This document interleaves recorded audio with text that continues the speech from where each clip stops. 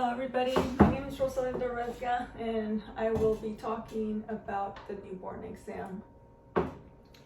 So the first thing we want to find out when we're doing a newborn exam is details about the mom's pregnancy and the labor of and delivery of the baby. So what we find out is that mom had good prenatal care. She started receiving prenatal care at 6 weeks of pregnancy. Pregnancy was uneventful. There were no complications, no gestational diabetes, no hypertension. She did take her prenatals as recommended. She did have a slight anemia, so that she received indications to take supplements of iron. She took them and the anemia got resolved before the baby was delivered. She has no history of drug use or alcohol use, especially during the pregnancy. She's a non-smoker, and so it seems like, you know, she had a very good pregnancy. At time of delivery, she did deliver her baby at a hospital. And she delivered at 39 weeks. It was a normal vaginal delivery. No medications were given to her. She had a rupture of membranes, which was at the time that the baby was being born. Apgar scores for the newborn were normal. He did not have any respiratory distress, hyperbilirubinemia, any birth injuries, and his birth weights. He had a good birth weight. At the hospital, he was given vitamin K injection and the gentamicin ointment on his eyes, and he also received his first hepatitis B vaccine.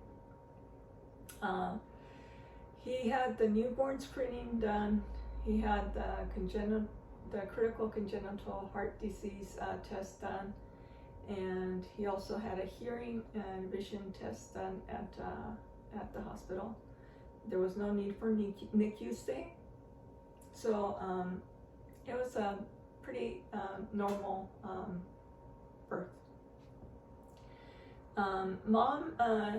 We gathered some information from mom on how it's been for her since she got discharged from the hospital, and she tells us that she is doing very well. Baby's sleeping well, that he's actually a really good baby.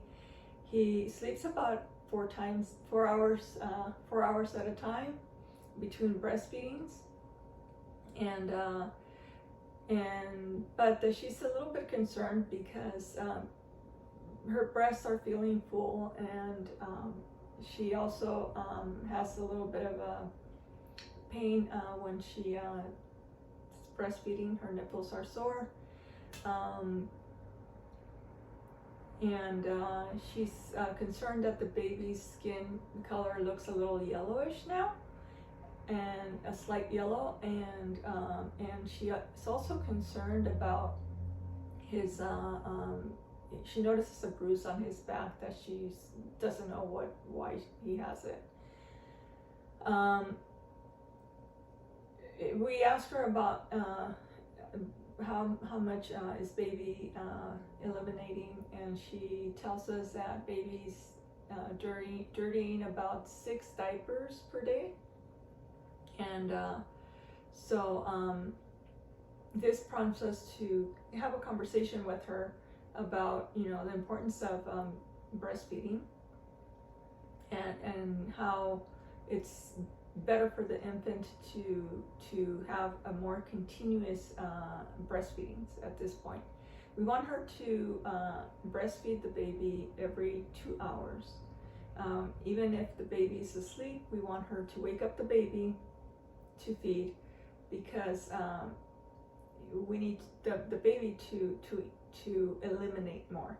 So the more the baby feeds, the more there's elimination. So we want to see the diaper use to increase from 8 to 12 diapers per day in a 24-hour day, and we want basically to every 2 hours that the baby feeds, there's going to be a soiled diaper. She does tell us that baby passed all his stool, the dark stools they were done. There's no more meconium.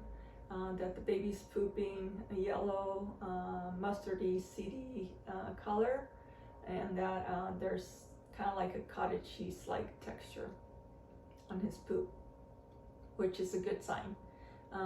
We just want to see that those, diapers increase in number, and that's going to happen by mom feeding the baby more, and with this we are going to see a decrease on his yellowing of the skin, because we need to make sure that bilirubin is being released with the elimination. So now we're going to talk about the baby's weight, and I have a few numbers here written down because I could not memorize all this. But so infant's weight at his weight as when he was born was 6 pounds 14 ounces, which puts him at the 26th percentile. His length was 20 inches, which was at the 70th percentile, and his head circumference was at 13.5 inches, which is at the 50th percentile. The only thing that was a little different is that when he discharged, his weight was down to 6 pounds and 10 ounces, but that wasn't much of a concern because it was less than 10% from his birth weight, so it was okay to discharge him. But now at this visit here with us, the baby is 5 days old, and at this point, we are expecting a little bit of an increase in weight, and so we get our measurements, and the weight that he currently has is 6 pounds 10 ounces, which is actually he didn't gain any weight, but his percentile did go down a little bit. He went from 26% down to about 19%, which is not a very good thing, but not terribly bad yet. His length is at 20.5 inches, 20 and a half. So it means that he did increase about half inch in length, which is a good thing. He's up to the 75th percentile. And his head circumference is 13.75. There was a 1/4 inch of an increase, which is good also. And he's now at the 50th percentile, which still, he's maintaining the curve. Now on the weight, we are a little bit concerned. We want to educate the mom into making sure that those feedings increase, so that we can see some weight gain, and so that means that she is going to have to continuously be waking up the baby every 2 hours to feed, and she needs to feed the baby during the day and the night and on the same schedule. And this is until we can see an appropriate weight increase. And we also want to I apologize, I have a cat that's deaf, and he meows very loud, but I can't put him in the other room because he will meow even louder, so bear with me. So we're talking about the importance of mom increasing the feedings so that the baby increases weight. Okay. Our heart rate on the baby was 120 beats per minute, which is pretty normal, and at this age. And respiration rate was 38, and temperature was 98.2 degrees Fahrenheit tympanic temperature, which they're all within the normal range for a newborn. Blood pressure is not taken at this point, at this age, unless there were some indications for it, if there was some kind of a problem, health problem that indicated for it. But for right now, what we want to do is we want to make sure that we are observing how mom and baby interactions are. We notice that baby is alert, that baby likes to look at mom's face, that he's easily consolable when he cries, and he likes to, when he hears sounds, he kind of turns his face towards the sounds, which is a good sign also. At this point, we want to make sure that when the baby's head circumference is taken, we want to make sure that it's done appropriately on the widest part of the head, and so that we can get a proper measurement. And then when we weigh the baby, we want to make sure that baby is weighed on a scale that's calibrated, and that the diaper is taken off, or we can make sure that the diaper's clean. It's a clean diaper, and we can always subtract the weight of a dry diaper from the baby's weight. The other thing that we want to make sure is that, you know, when we measure the baby, that baby is held by mom, and we can kind of make a mark on a piece of paper. We usually lay them down on a paper, make a mark where the head ends, and then stretch the leg out. Baby's not going to like it, he's going to be crying. And then make a mark right here at the end of their feet, and then just go ahead and get the measuring tape and measure on the two ends of the marks that we made with our pencil on the paper, and that will give us a better height. What we want to do now is we want to observe the baby. We want to first look at the baby's head, and we want to make sure that we're feeling for any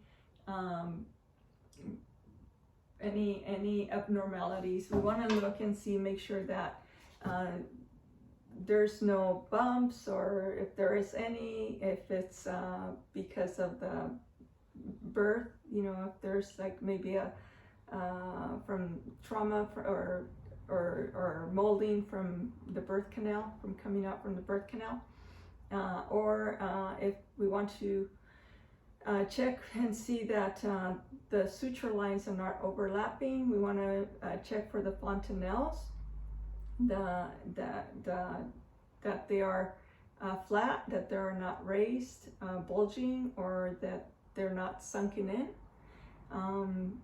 We have the two fontanelles, the one here on the top and one here in the back, and we want to make sure that they're both nice and flat.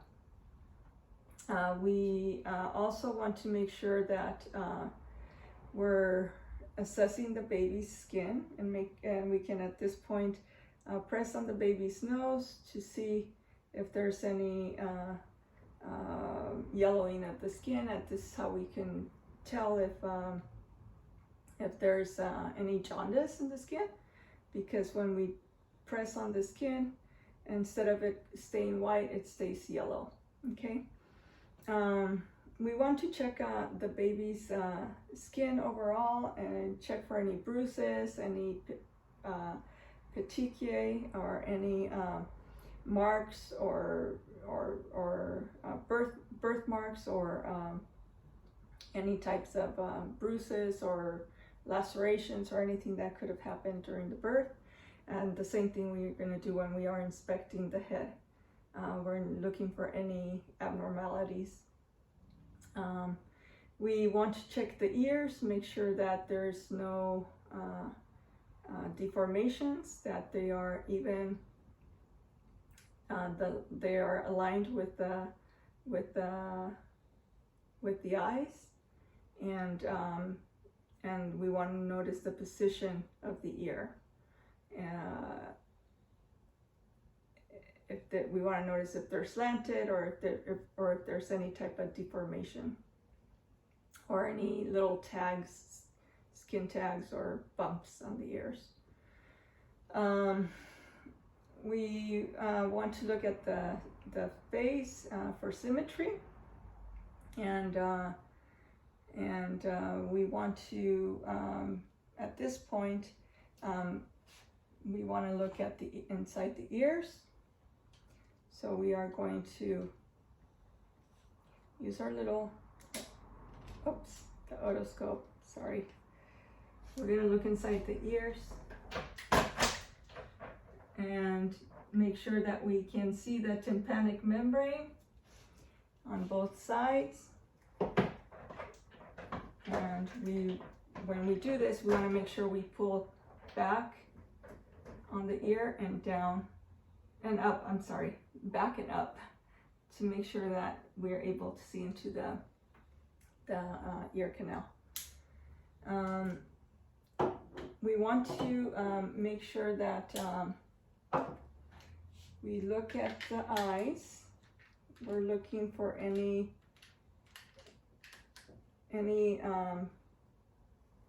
we want to look at the red reflex. When we're looking at the eyes, we want to make sure that the baby, we are able to see the red reflex. If we're not able to see the red reflex, then we want to make sure that we make a referral to ophthalmology, especially if we see a white inside the eye instead of the red reflex that we are expected to see.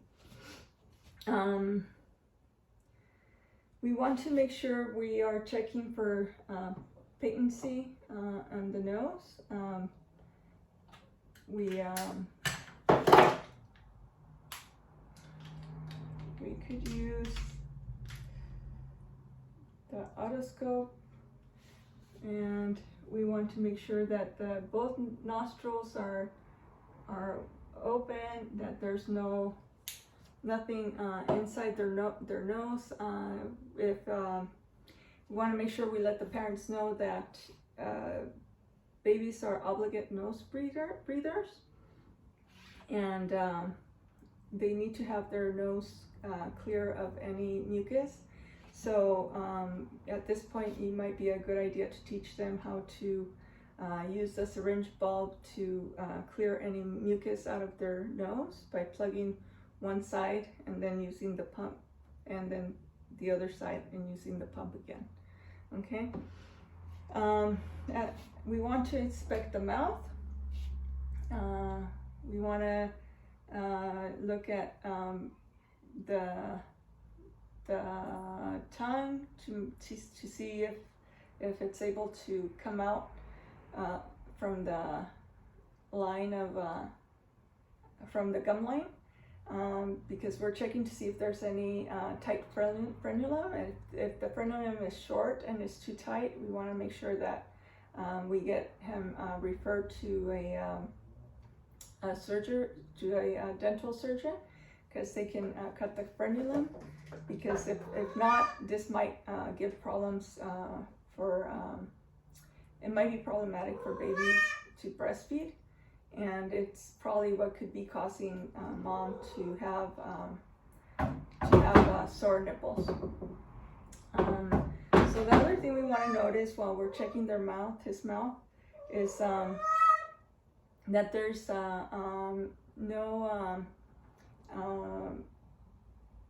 no sores, and there are no teeth that the baby's born with, or any Epstein pearls.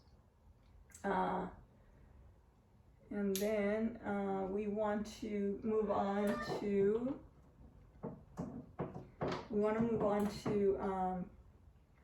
checking the neck, making sure that there's no lumps, that there's no swelling of the neck, that there's no webbing on the neck, that is symmetric, that there's no tracheal deviation,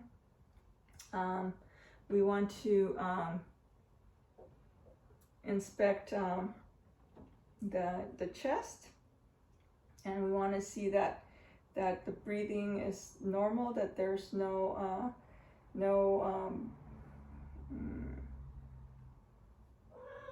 uneven or asymmetrical chest, that there's, you're looking at the chest to see if there's any concave or any protruding chest to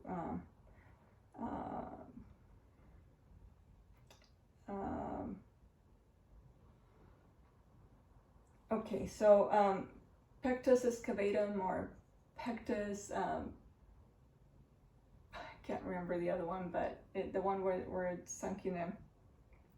So the other thing that we want to do is notice the pattern of breathing, that the breathing is not in distress, that there's no retractions. We want to notice the color of the skin. We want to notice that at this point we will go ahead and listen to the baby's heart. And when we're listening to the heart, we want to listen at all the different areas that you would normally in an adult, you would normally listen to in an adult, but we want to use the bell side. And we can listen in the 4 places. And we want to listen for like about a minute on each side, on each one. I mean, about a minute total.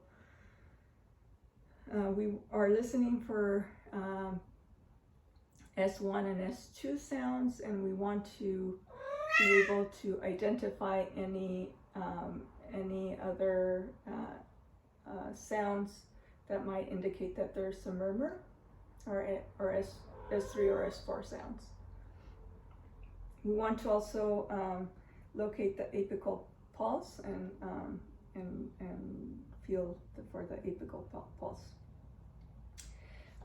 At this point, we also want to listen to the baby's breath, to his lungs, and sounds should be pretty normal. Babies do breathe at different rates. It's a regular sound. We don't want any adventitious sounds,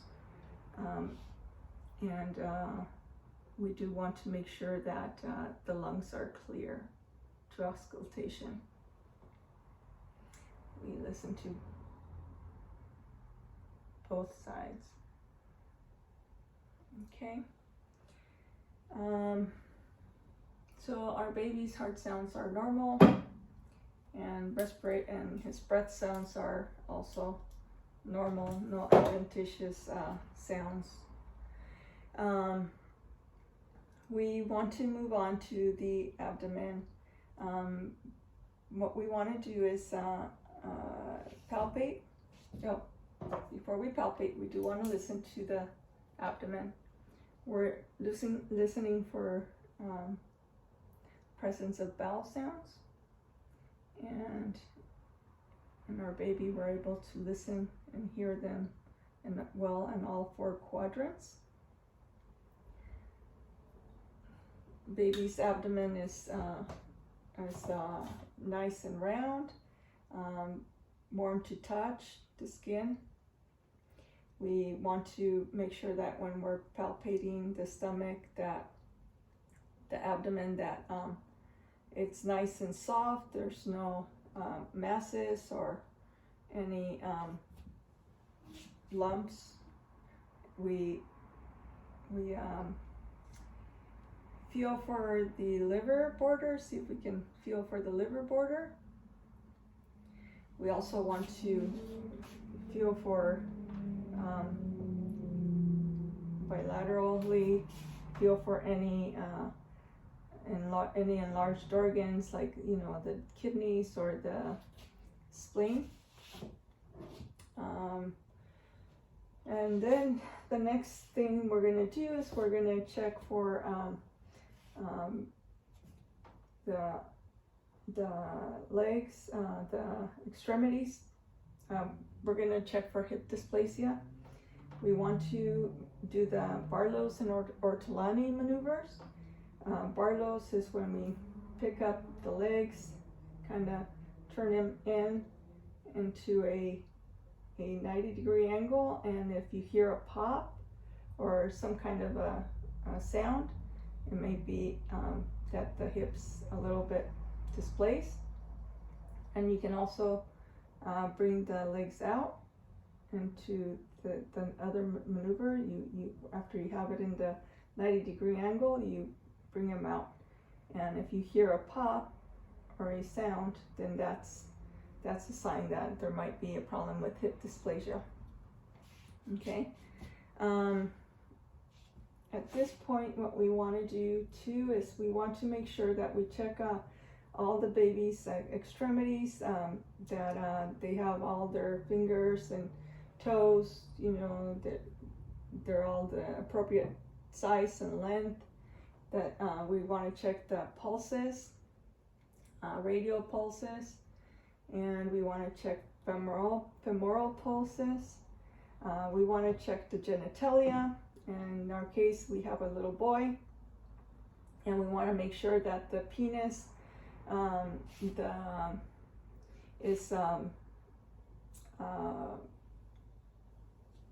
the urethra is in the right place, and that we're not dealing with or we're not looking at a problem of hypospadias or epispadias, and that his testicles have descended, or we're going to check for the testicles or for any abnormalities in the genital area. We do, I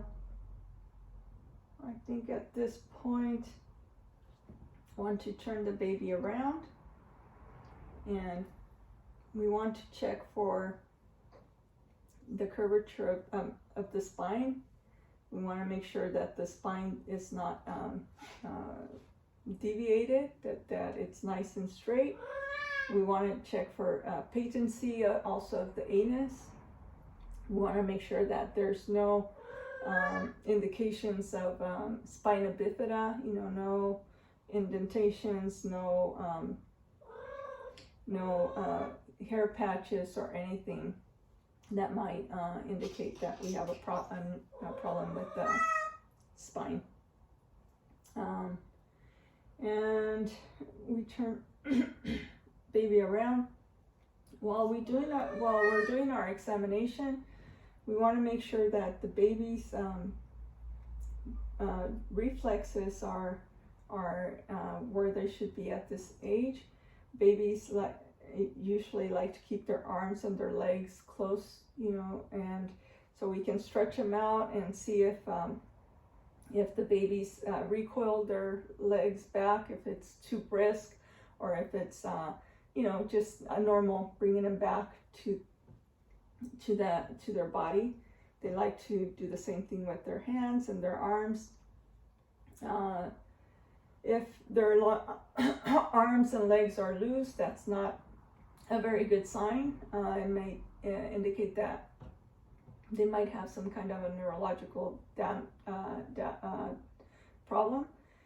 And also, we want to make sure that there's symmetry of movement within their limbs. At this point, we also want to check for their reflexes, the primitive reflexes. So we want to check that baby has